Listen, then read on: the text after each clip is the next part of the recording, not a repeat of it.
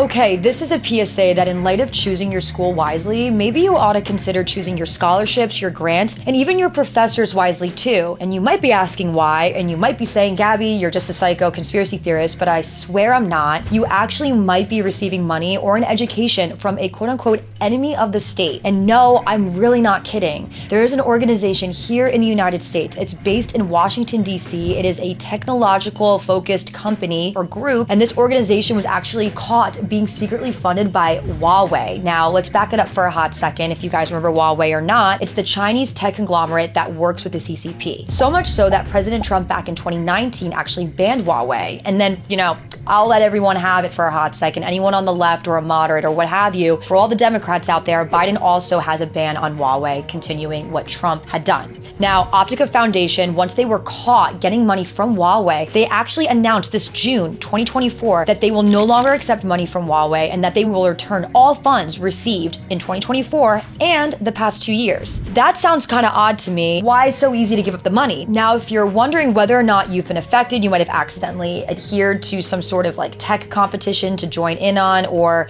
your professor or your university was sponsoring Optica Foundation or working alongside with them. Let's go down the list and start with the best and the brightest. Harvard, hello. Yep, Harvard. One of its researchers named Ahmad Dora received a $100,000 grant from Optica Foundation. The University of Southern California, Professor Alan Wilner. Yep, he apparently was also the president at one point of Optica Foundation. He sits on a committee right now, and he's also a distinguished professor of electrical and computer engineering at this university. Washington University in St. Louis, Mark Lawrence, assistant professor of electrical and systems engineering. Shocker. He also received $100,000 in grant money from Optica Foundation. Now, why does this matter, right? Remember that the CCP loves stealing our intellectual property. They've expanded their spying through their 1,000 Talents program, and these are talking points that all politicians use, and the government actually has a genuine concern over. Now, according to the FBI, if you're hearing 1,000 Talents program for the first time, that's okay. We're going to run through it, but you can even go on the FBI's website and you can see, according to the FBI, that this Chinese program can come in many forms, especially on university campuses. They often appear like a technology scholarship or a research competition, or I don't know, something like Optica Foundation. And the CCP will carry out undisclosed and illegal transfers of information, technology, or IP that are one-way and detrimental to U.S. institutions. So you might actually be giving information and access to the Chinese Communist Party without even knowing it. And I imagine a lot of these students, when they go to these schools, they're not sifting out to see their real spies in their universities that they might be infiltrating. It doesn't work that way. But this is just one of those moments to highlight what actually is going on in the US. And when something actually sounds like a conspiracy theory, maybe it's actually true. Ever think about that? Maybe sometimes things are so crazy, we have that mindset where we're not supposed to believe it. It's too crazy to be true. But maybe these days it really is. When it's too crazy, it ought to be true.